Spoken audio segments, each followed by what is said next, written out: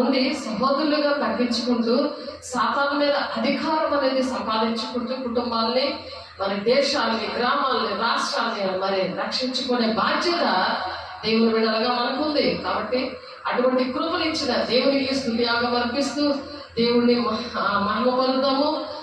స్తుతులందుకో మా దేవా, స్తుతి నీకే యెహోవా అనే పాటను పాడుకుంటూ ఆత్మతోనూ సత్యముతోనూ ఆరాధిద్దాము, ఆయన మహిమ పొందుదాము. దేవునికి మహిమ కలుగుగాక.